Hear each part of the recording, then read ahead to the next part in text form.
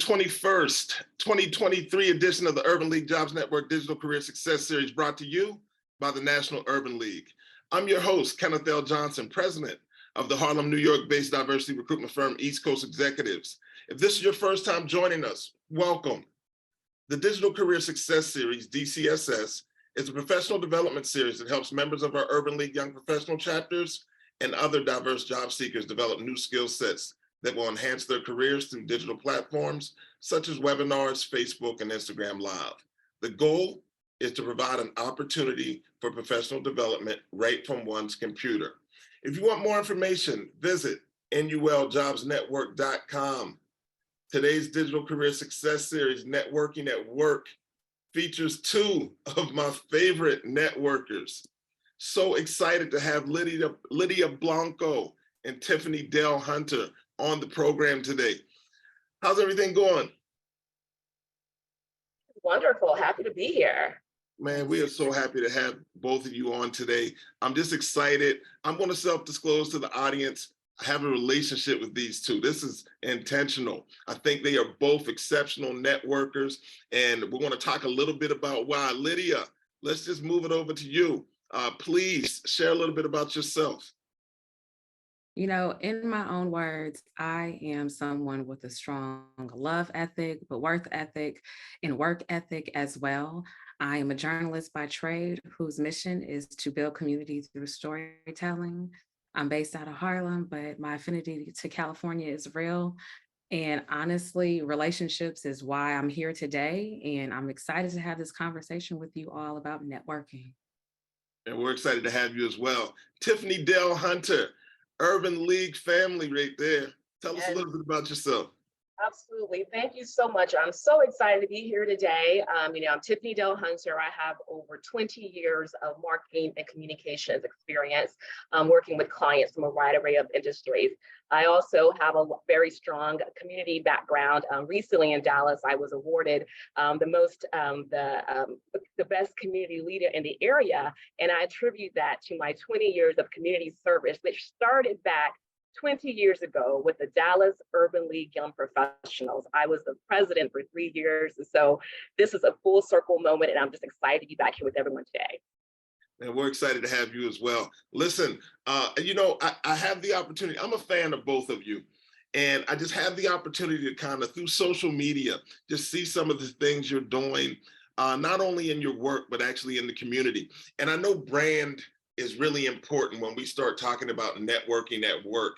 And we're going to jump to the next slide. But when you're establishing, a personal brand and mission, how important is that right now in networking? Lydia, I'd like for you to chime in and just let us know how important just establishing a personal brand is today. You know, I'll start off by saying knowing who you are and what you stand for is extremely important.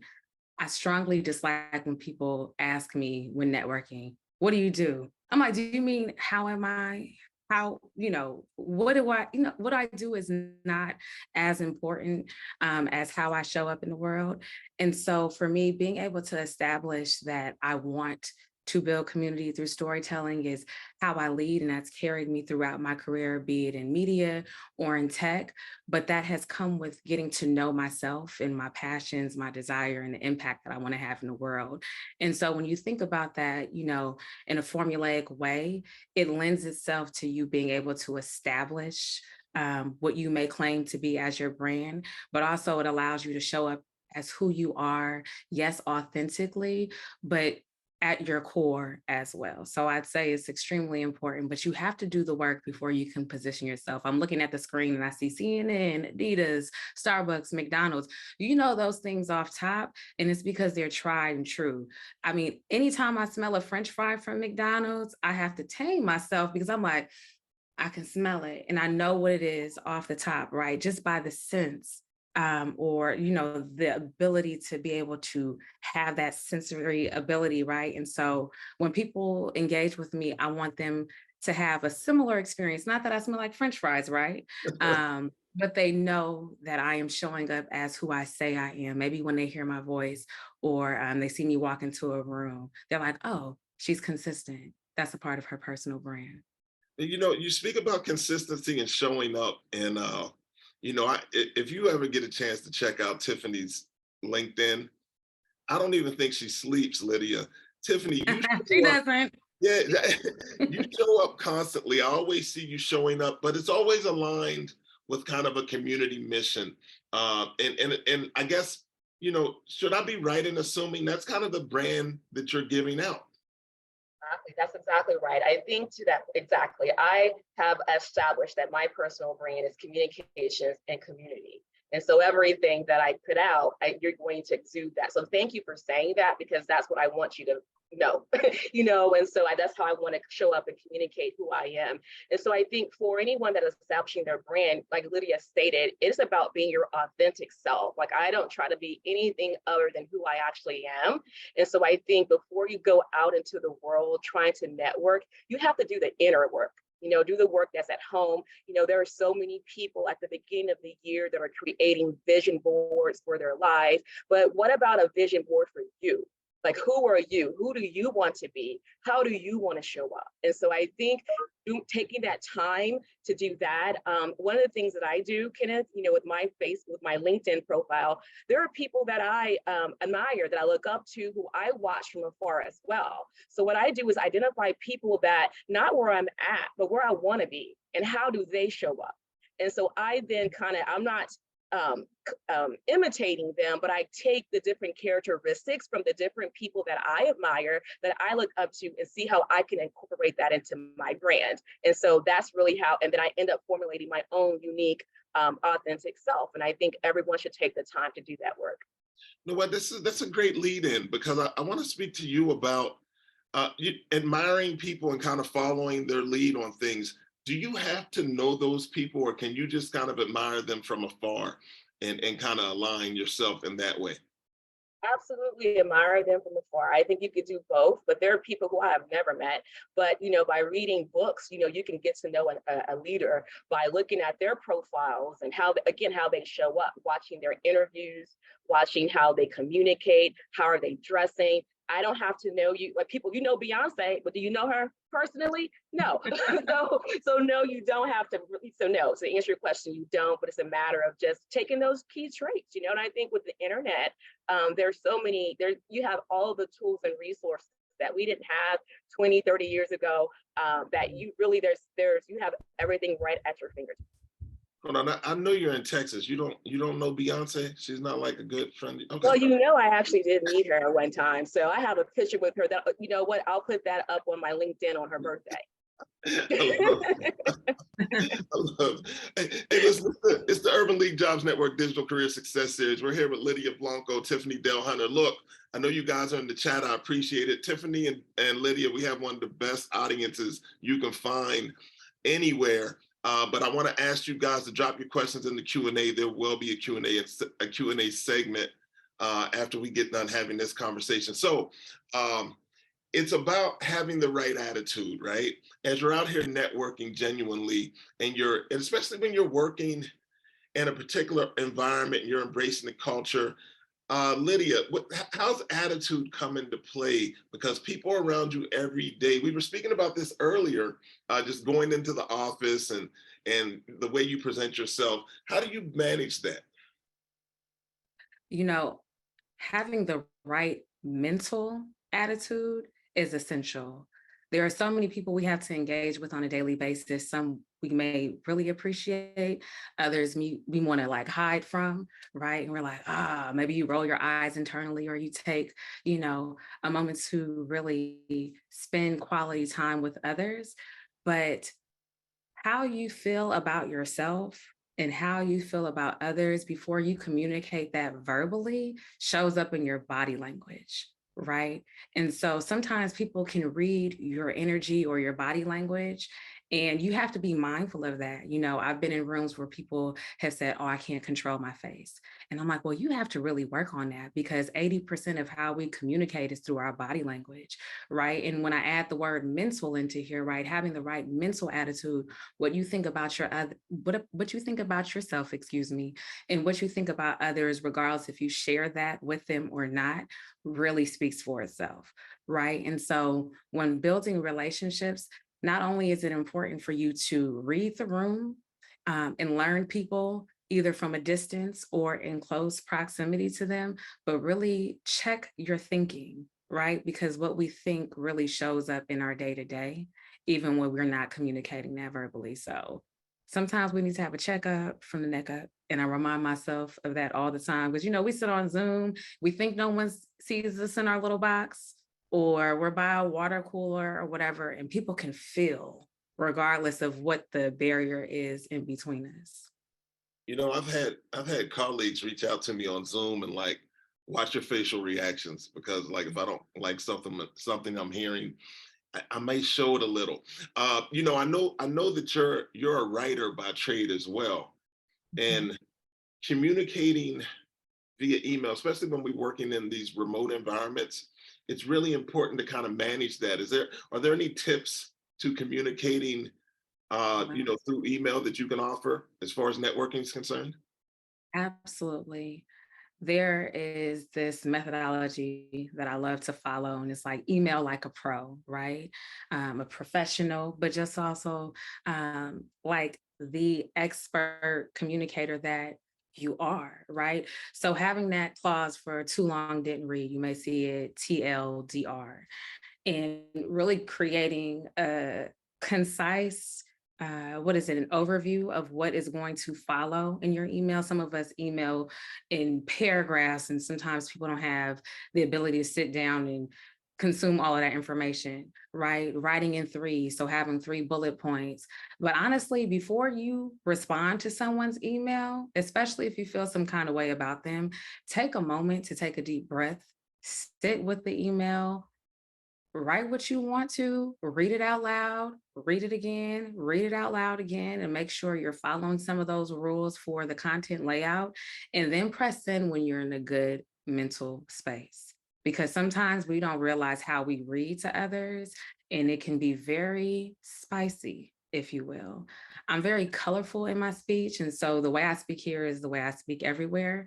And I have to be mindful of that depending on who the audience is. I can add a little Lydia and a little flavor to it. And sometimes I'm a little bit more raw. And so I have to be mindful of that. And so I encourage you to implement those tips if it's helpful for you as well. Definitely appreciate it. Tiffany, I want to bring you in. I just in some of your work life, I know that you're very project management based, right? So I guess sometimes you're coming into a situation and people may not have a complete background and or idea of who Tiffany Dale Hunter is. How do you gain support alliances within that framework through your attitude coming in? So every time that I walk, although I'm a communications professional, I still have to give myself pep talks. So before I walk into a room, I remind myself of who I am every time. So I show up, I suck in, I hold my head up high, I put on my heels, and I strut in there as if I'm the president of the company. And I tell myself that every time. So every single time, I mean, I've been doing that for years, and so if you see me walk in a room confident, I could be as nervous as I can be, but you will never know that because I've already talked myself up and told myself that, look, these people are just like me. Everyone started somewhere as well. And, I envision myself as being the president or the leader. And so that way, I think when you start having that positive self-talk, you will naturally be able to have a positive attitude. So it's all about confidence and going back to that original question of that inner work of knowing exactly who you are and being unapologetic about it. Wow, knowing who you are. Let's also talk about knowing where you are, learning the environment. So we're talking about networking at work. And Lydia, as we were speaking before, as you're communicating and kind of gauging the temperature of the room, right, and the place and the culture, how does one learn the environment, and how important is that? Oh, that's a really good question, Ken. I think one of the best ways to learn the environment is to be quiet and listen. There are so many sounds around us, right? Those ambient noises. And I know in a workplace that looks different. As someone who practices being present and is extremely observant, I take time to just be quiet and actively listen. That way I can really strategically pose the questions I need to get more information. And sometimes the information will just flow to you, right? And so you'll learn who the key players are. You'll learn who may, be a little bit more long-winded, those who may be a bit more strategic. And listening will create invitations for you that speaking up in certain ways, especially when you're newer to an environment, won't. And so I would say actively listen. Tiffany, is there anything you want to add to that? Yes, I do. So prior to networking events, whether it is in your company or because networking at work also means when you're going to conferences and workshops and things of that nature, your working is not just in your physical office. And I always suggest, this is what I do prior to going to the networking events. I take the time to understand who's going to be there, who are the key players, so that I can be very intentional when I show up. So a great example is when I went to, a couple years ago, I went to the Black Enterprise Conference. I looked at the speakers and I identified who I wanted to meet when I was there. So I wasn't going around trying to meet everybody, but I was very intentional about going to those people. One of the people that I met, we were talking, I went up, I stayed after so I can go talk with her. And just so happened, she was gonna be coming to Dallas that following month. And she had a client. She's like, you know what? I don't know if I'm gonna be able to make it, but I may need your help. And this is a lady who I had wanted to meet like forever. She's gonna need my help.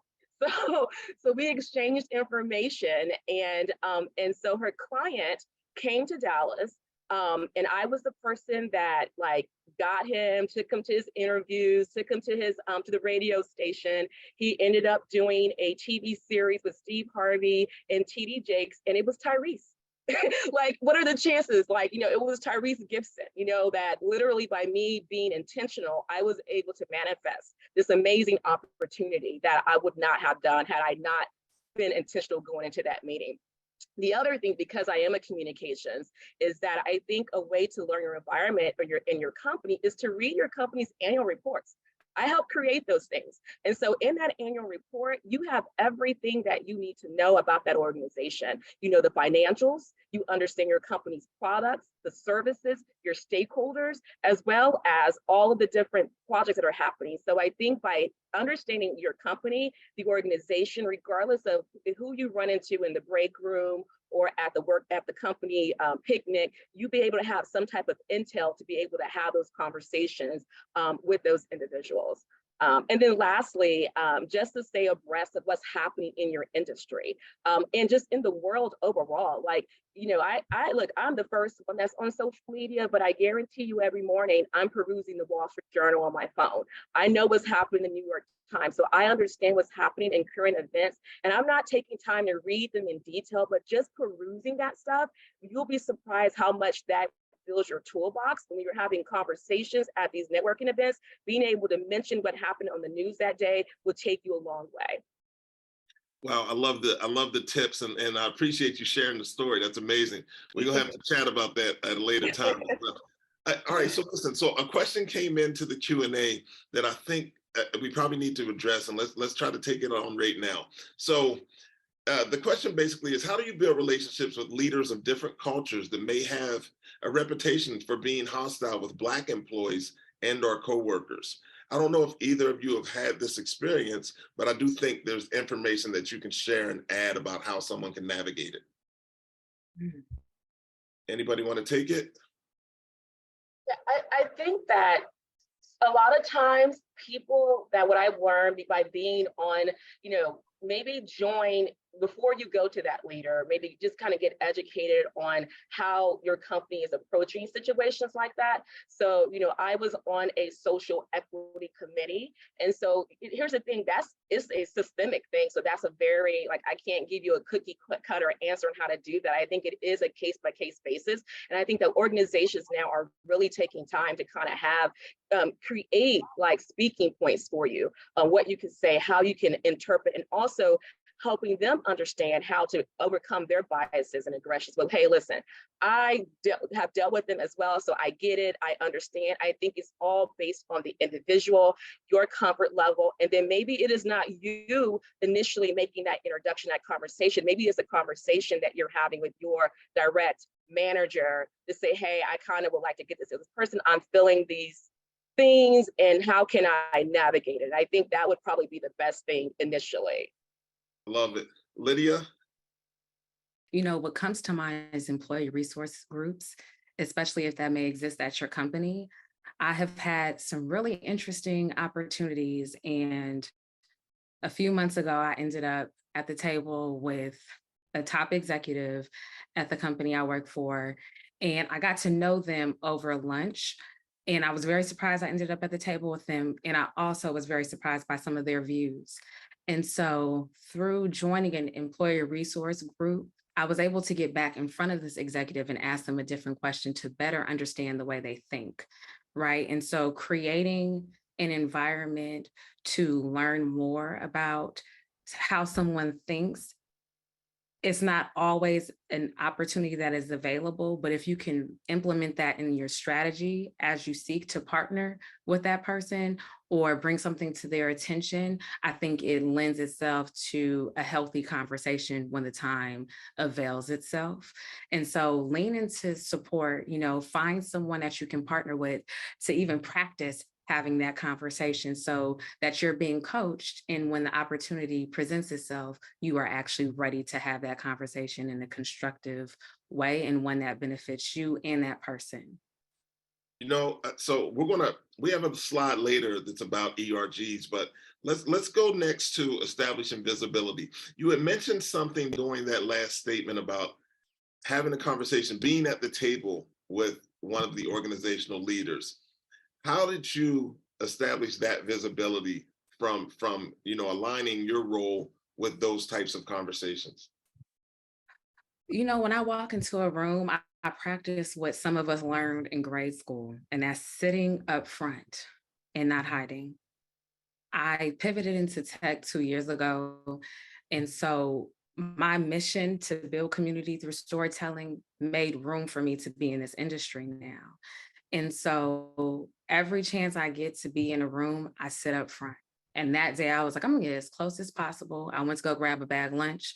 I came back to the table and this top executive was sitting next to me and everyone at the table was fangirling. And I was like, what's happening? And I looked to my left and I was like, all right. And they just so happened to be sitting next to me. And I was like, well, what are you gonna do, Lydia?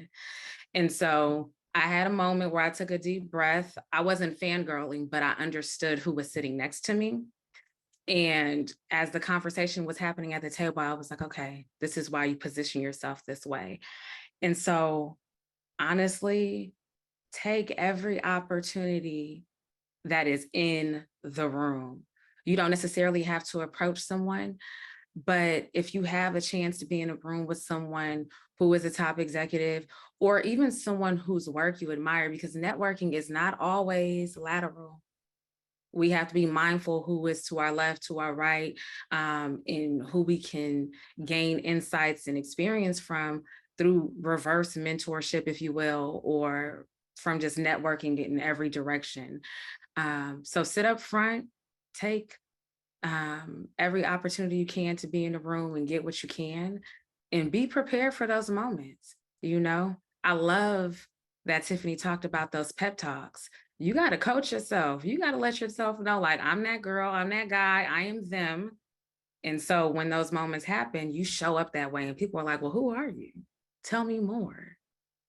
Yes, I love it. Tiffany, I want to speak about this. I just want to, I guess I'll share this kind of in confidence in a sense, right? So one of the things I really admire about you is your willingness to say, hey, I'm here, but I'm here to support you.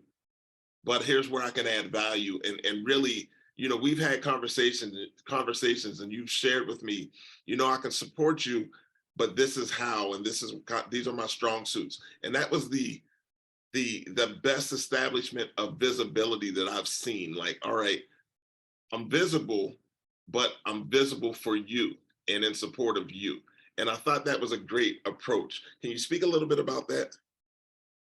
Thank you for that. Thank you. So you're right. I think for everyone, I have done the work and I'm still a work in progress, but I do know what I bring to the table. I know what my key assets are and the value that I can bring to you and to the community and to others. So I think that my suggestion is that people take that work to identify what are your key skills and traits, like what are you good at? You can't, my lane is not going to necessarily be your lane.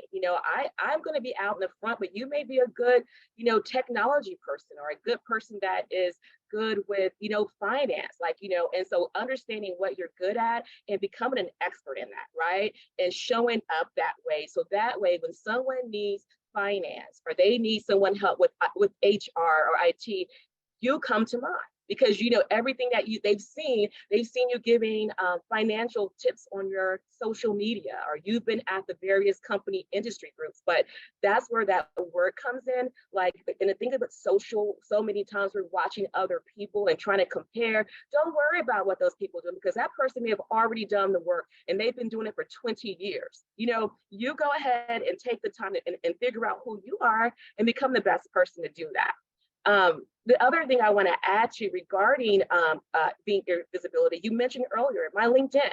Like, LinkedIn is my jam. I post on Facebook and Instagram, but LinkedIn is where my audience is. Like, I am looking to reach corporations, community leaders, business leaders. And so every day there's a post that someone's putting out there that I'm putting out there on a consistent basis. So I think if you don't have a good LinkedIn profile, make sure your picture is updated, get you some new headshots, y'all, because some of them headshots, y'all know y'all don't look like that, okay? So go ahead and invest and get you some new headshots. I had to do this. I had to do that to say, I was like, you know what, sister, you done gained 20 pounds. You don't look like that no more. So being able to be real with yourself and taking the work to be able to do that particular opportunity. The other thing I was going to say is that within your company, visibility is also taking, many companies they offer learnings and certifications. So getting those learnings and certifications, so that way, you can post that on your LinkedIn profile that now you have this badge and such and such. So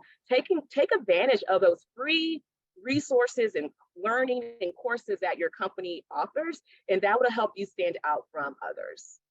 And speaking of taking advantage, if you want to take advantage, if you need a new headshot, if you want to meet Tiffany Dell Hunter, you can show up in Houston, Texas at the end of July for the National Urban League Conference, and you can do both things. There will be headshots, there'll be LinkedIn profile assessments, and you can come and hear Tiffany Dell Hunter do what she does. All right, Lydia, you spoke about joining ERG groups, or at least gaining support in that space where employee resource groups can be of value. So if you don't mind doing me a solid here, there may be some people on the webinar that maybe their organization doesn't have an employee resource group. They may not know what they even are. Can you kind of expand on that a little? Yeah, absolutely. So employee resource groups are basically affinity clubs, if you will. Someone who may be a chairman or a chairperson of ERG may be like, Lydia, we do more than that, right? But they literally exist to create an environment of belonging and inclusion at companies where Black and Brown people are not heavily represented. I don't really like the word minority, so I was trying to dance around that. But they exist in the same way a BSU would exist on a college campus. And there are leaders, there are people who are in elected positions who may receive incentives to really create programming and a sense of belonging and community for people who identify as such, right? And so I've been a part of a couple of affinity groups or ERGs at companies, and they really have created space for me. I've been able to network within those groups, have coffee chats with people who I may not have been able to meet otherwise in different organizations, and really just learn from them more about their experience, their background, what they do at the company. And they've put me in touch with others. I've honestly been able to build relationships that have benefited people who are not even at the company in my network. I'm like, hey, you're a lawyer in tech and X, Y, and Z. You should meet my homeboy because he is aspiring, and would you be open? Right. So really being able to establish those relationships around a shared belief or cause, or mission. So that honestly is with what an ERG is. But for those who may not have an ERG available to them, join the National Urban League. Look to see what industry groups exist: the National Association of Black Journalists, the National Negro, Council of Women. I'm saying these names probably wrong, but it is important for you to look for organizations where you are aligned with their mission that you can lean into for support, because no one can do it on their own. And so when you keep that in mind and you realize you don't have to be the only, or you don't have to go the distance by yourself, you'll begin to look for people who can help you get to the next level in your career. So let's talk a little bit about that, looking for people that can help you and also being in the position to help people. Tiffany, we're talking about building relationships. Lydia mentioned that a couple times, right? And her response. Talk to us a little bit about the importance of building relationships as it relates to networking at work. Yes, so building relationships, they need to be very authentic. I don't feel like even in real life, like I'm not going to force myself on anyone. But I think that to get started, just you can build relationships with people via LinkedIn. So identify leaders, your colleagues, follow them on LinkedIn if you don't know them, personally just yet, and start liking their posts, commenting, so engaging there. If they are publishing articles and thought leadership pieces, comment on those things. And that could be an introduction to you actually sending an email to a leader and say, hey, I saw this article on LinkedIn or that you published on the company website. Just want to tell you that, I got 1, 2, 3, different points from this. Just thank you for sharing it. So just being able to make those subtle, authentic type of connections, I think that is definitely a great way. And then I also think that if there is a company newsletter, you see that in the newsletter, someone who you may not know, but maybe in a position that you're interested in, or even just maybe someone who's similar, you're on your same level, if they've gotten a promotion or they've got an accolade, send them a note, say congratulations, send them whether it's an email with like a screenshot of the article, or send them a nice little DM via the company. I think that would be a great way to start having those relationships. Those little small things actually end up having a very large impact. A large impact indeed. We had a guest on the show. Her name's JT O'Donnell. This was a couple years ago. And she always speaks about everyone being a business of one. I do admire that both of you have really honed your skills as an intrapreneur.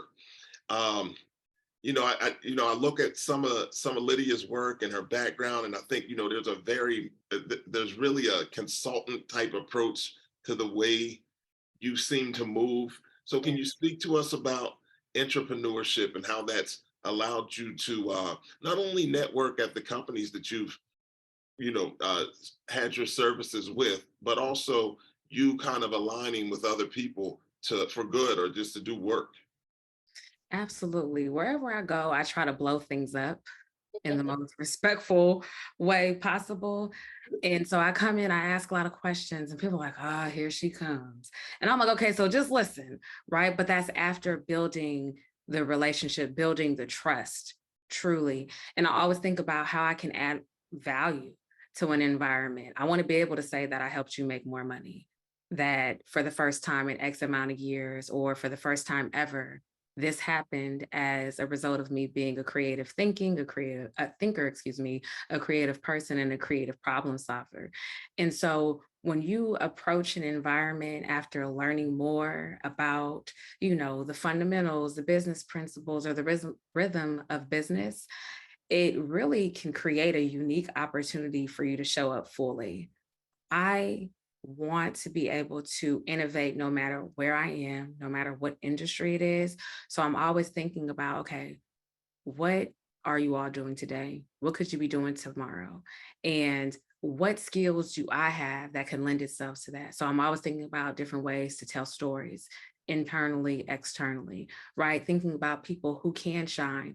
So having coffee conversations with people who I may see differently than someone else and partnering with them strategically so that I can help them build out some of their ideas, help them add value and help them shine, quite honestly. And in turn, that positions me differently, not because I have an ulterior motive to climb to the top, but because I'm thinking of different ways to really position the company and other people differently. So things that I would traditionally build on my own, I don't mind bringing that a little bit into the workplace and work as an intrapreneur, which is an entrepreneur, basically, as an employee, if you will, within the company.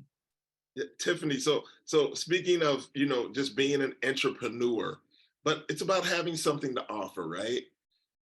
Right. And that's like how can you have impact? Can you have impact through having something to offer? And I spoke about how we've had conversations where you've been like, look, this is how I can support you. How do you align that? And is that risk averse, like to come to someone with that, saying, look, I can help you, I can support you, but also being able to leverage that to help and support yourself? Right. No, I think that ultimately, if I'm coming and offering my services, and typically in those type of situations, it's something that I am giving, donating almost always, right? If I'm coming to and offering something versus going as a client, I'm doing something that I'm passionate about and that I actually want to do. And so, regarding entrepreneurship, I think of it for me, my personal experience was more of the social entrepreneurship, to do things with inside the company that I was doing things, writing about audits and financial stuff, things that for the company, but it wasn't feeding my passion of creativity, of like being able to talk about what's happening in the community and what we're doing for sustainability and out in the for racial equity. And so I did everything that was happening over the past couple of years regarding racial inequities. My job was a global role, but I went to the America's partner of the firm and said, hey, this is what's happening here in America. This is what's happening here in my own city. How can I get involved? I want to be able to be on these things. My team is based in the UK and Hong Kong. I want to be able to work on things that are here locally. And so that was me. And I know that this may not sound good to everyone, but volunteering to do extra work, right? So I was doing extra things on top of my full role. But I tell you that relationship, when I showed up for her, because they were still figuring things out, I ended up being entrepreneurship. I ended up launching the whole digital divide campaign for our company, where I thought I was going and volunteering for a community day. It ended up being a company initiative that is still there and has legs of its own now. But had I not spoken up and asked for that, I wouldn't have had that opportunity. And to this day, that principal partner reaches out to me anytime there's a community something, if there's a seat at a table, if there's something going on, I've gained her trust. And so now she reaches out to me. I love it. Lydia, we look at, so we offer things, or things are offered to us, and there's an art to following up, right? So I know, and I'm just speaking about our interactions, right? We met, thought you were amazing. I said, look, I really want to find a way to work together, and we're here today, right? So there's some importance in following up. Can you speak about kind of how you stay consistent and what the importance is of being consistent and follow up? My word is everything. If I tell you I'm going to do something, I absolutely have to do it, even if it is not time bound at the moment. I value being time bound, right? Keeping my word, putting a date on it, and following up. But even staying in touch with people, right? Imagine the drip campaigns. You give someone your email, even if you're not ready to make a purchase, they're like, hey, Lydia, okay, so Tiffany, I saw you looked at this product. And Tiffany, I see it's in your cart. Tiffany, here's 15% off. Okay, Tiffany, you're not ready to make the purchase? How about 20%? And it will give you free shipping and handling, right? And so when we engage with people, we may not have that sales element, but it's important to let people know that we're thinking of them and that we're going to keep our word and that we actually have something to offer as well.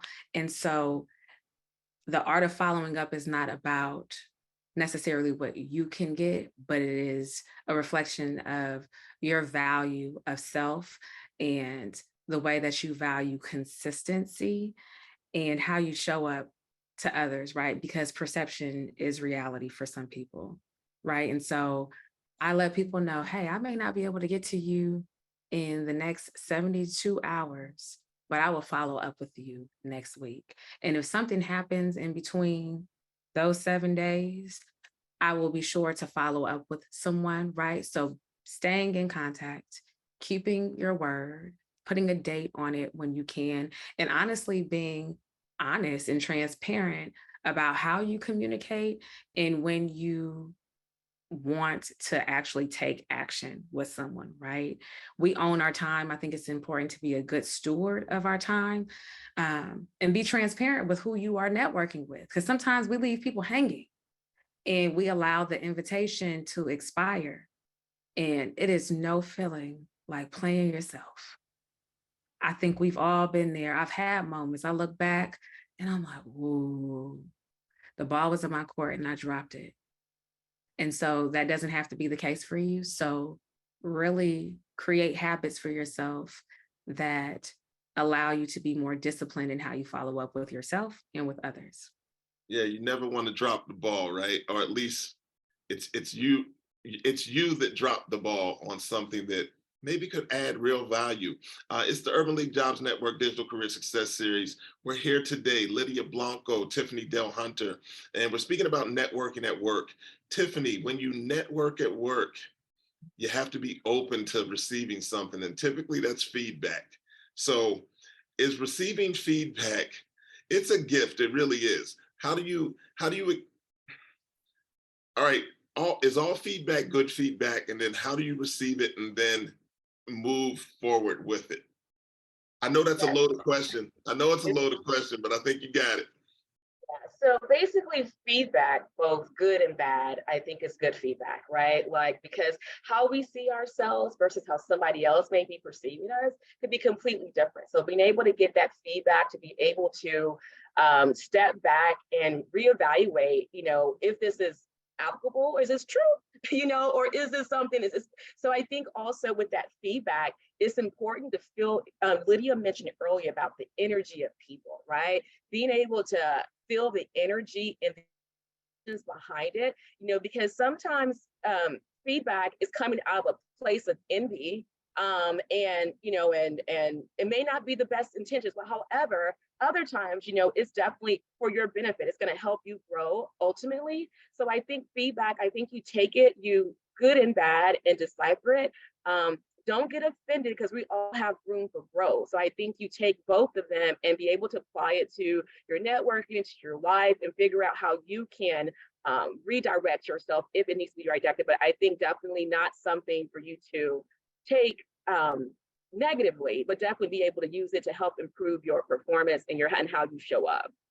Lydia, I need to ask you. Thank you, Tiffany. Lydia, I need to ask you. I was just thinking about this as Tiffany was speaking. So, in today's world, someone like you who, you're a journalist, you're a professional, but now a lot of times there's an open end for people to reply directly to that piece Mhm. on a website with, I guess we'll call it feedback. Sometimes I read the comments and say, wow, that's a little harsh just from an article. Talk to me about how you receive feedback and how that impacts the way you continue to do your job.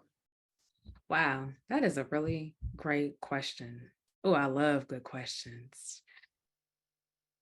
We have to be mindful of what we constitute as feedback.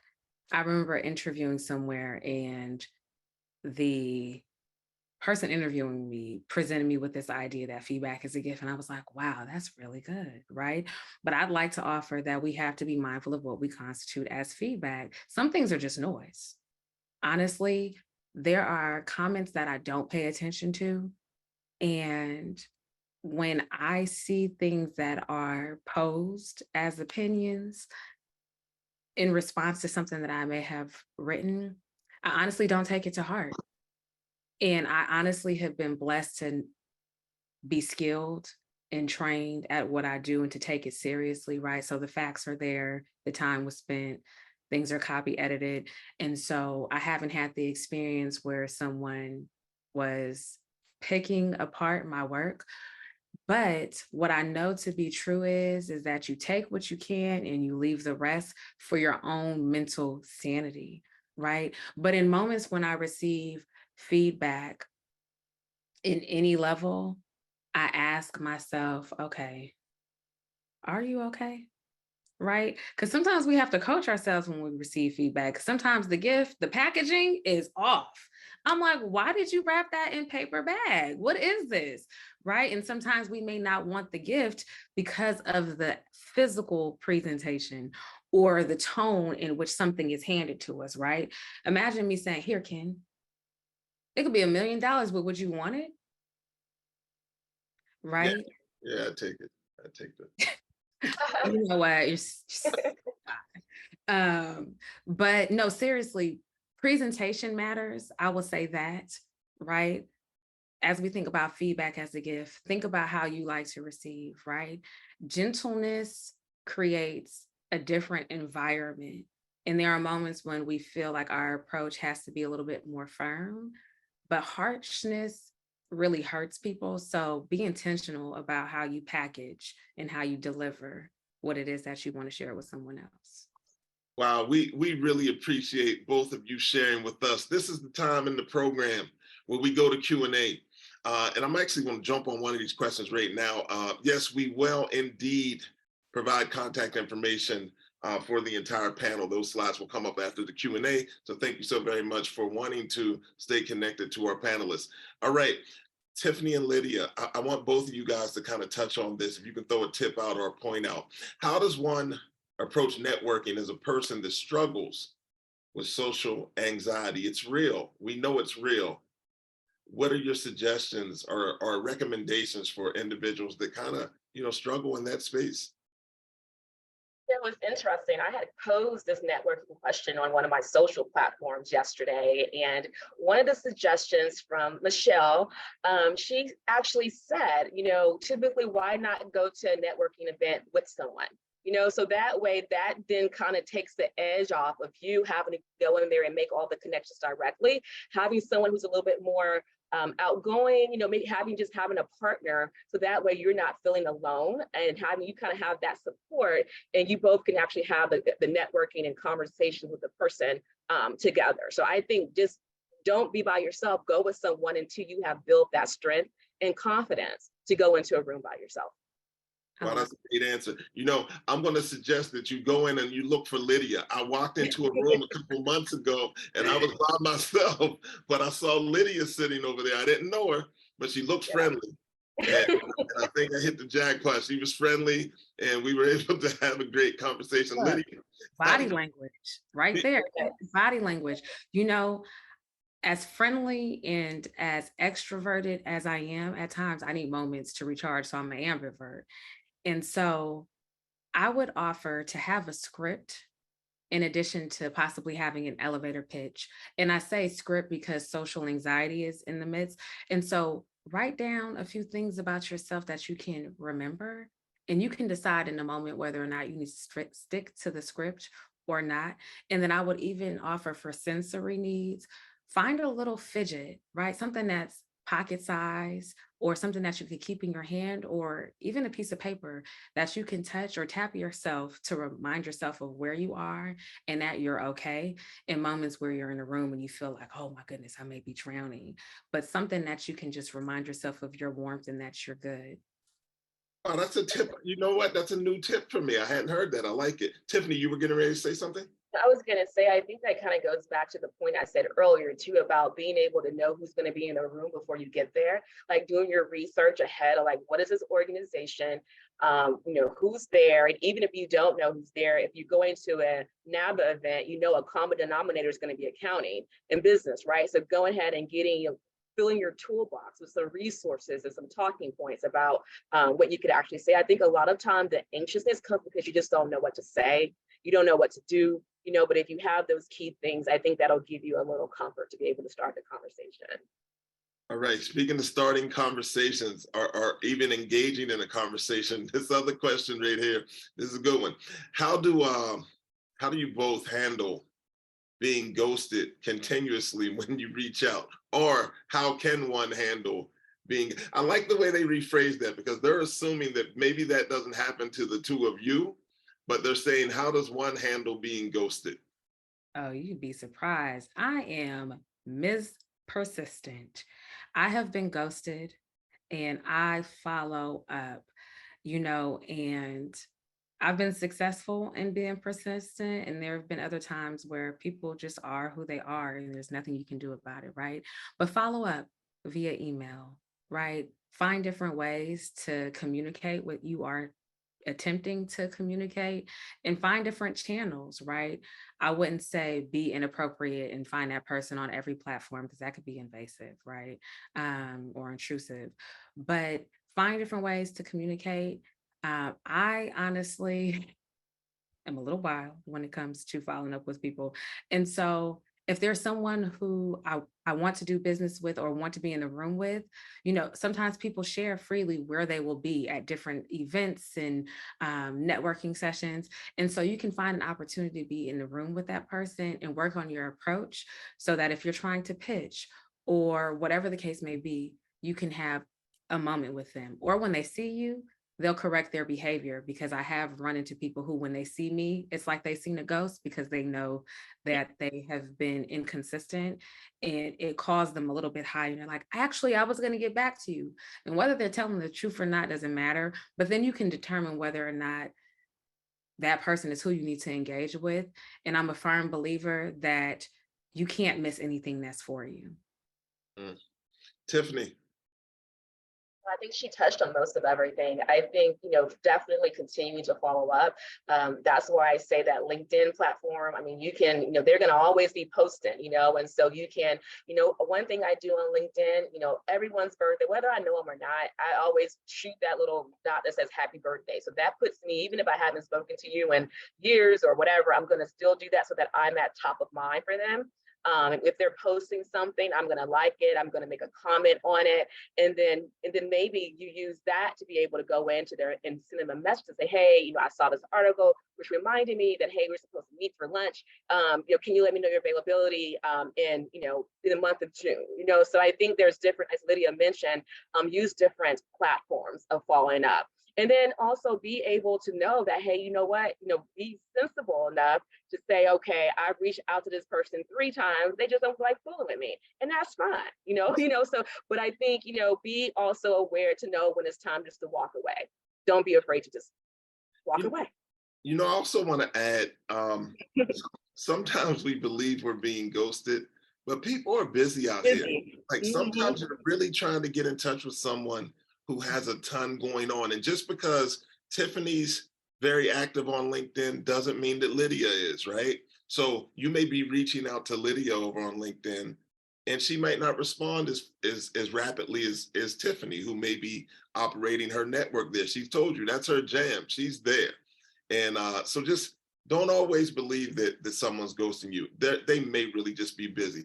All right, speaking of busy, I know these two just amazing individuals are pretty busy, but we're going to share some information. So let's go. I want to thank both of you guys for coming out today. This is Lydia's contact information. Lydia, do you have any closing words for the audience? Oh, my favorite quote from Think and Grow Rich by Dennis Kimbro. Yes. Prosperity is the identity of excellence. And so I would say be excellent in your approach and take the time you need to just be great and invest in yourself. You know, I'm going to say that I think this is the first mention of Think and Grow Rich, a Black choice, Dennis Kimbro's version. We get people on here with the Napoleon Hill Think and Grow Rich. So I appreciate that. Thank you so very much. Tiffany, any closing words? Yes, I was just gonna say, own your power. Back to who you are, own it, be unapologetic. Do not dim your light. Walk into a room confident and you shine. And as my friend Shannon say, be courageous, right? Be courageous. Walk into a room and do not be afraid, but be courageous. Man, we really owned our power today. I want to thank both of you for accepting the invite to join us today. This is our last DCSS for a minute, but if you need to stay in touch with me, my contact information is listed below as well. Before we go, I have to thank, on behalf of the National Urban League, of course, the two of you, have to thank Wanda Jackson, Dory Brown, the entire UL Jobs Network team for making this just an amazing experience time and time again. They continue to go above and beyond. Join us in Houston. We're going to take a little break because we're doing 2 DCSS events live. I think Tiffany is part of one of those. So I'm excited to be able to do this with her again. But register now, come to Houston. Tiffany is inviting us all to Texas to hang out in her home state. Houston, I live in Dallas, but Houston is my hometown. So I will be going home. I will be there. I'm excited to be a speaker at the conference. Again, full circle moment, 20 years ago, going there, being part of the Young Professional Organization. And now I'm coming back as a speaker, as a professional. And so my heart is just so full. And I would love, love, love to see you all there. Come join All right, us. listen, we got 2 minutes. I just got a final question that I have to ask for the interns at NUL. They want to know, what advice do you have for young professionals in college who are starting to build their network? So get involved in various organizations. When I was in college, when I was just like you, I was part of NABA, the NABJ. So get part of your student organizations and then also apply for those internships. I was a marketing major, but part of the NABA organization. And my very first internship was with Arthur Andersen. I interned with Ernst & Young, which ended up 18 years later being back there again. So making sure that you guys are getting involved, because by the time you come out of college, you would have already had a resume full of not just your academics, but of the community involvement that you've been doing in the organizations that you're part of. So that is where you should start. Lydia Blanco. Get a mentor who is truly invested in you. Find your tribe and do not forget to have fun. Yes. Don't get so caught up in the tactics, but enjoy life, what you want to pursue, and honestly have people who can support you and really advocate on your behalf. I really had fun today. Thank you so very much. I sincerely appreciate it. Networking at Work. I'm Kenneth L. Johnson. I'd like to thank the audience. I'm not going to see y'all for a minute, but if you come to Houston, we're going to have a blast and we're going to do some professional development there as well. So thank you so very much for joining us today. Lydia Blanco, Tiffany Dell Hunter. What can I say? All right, take care.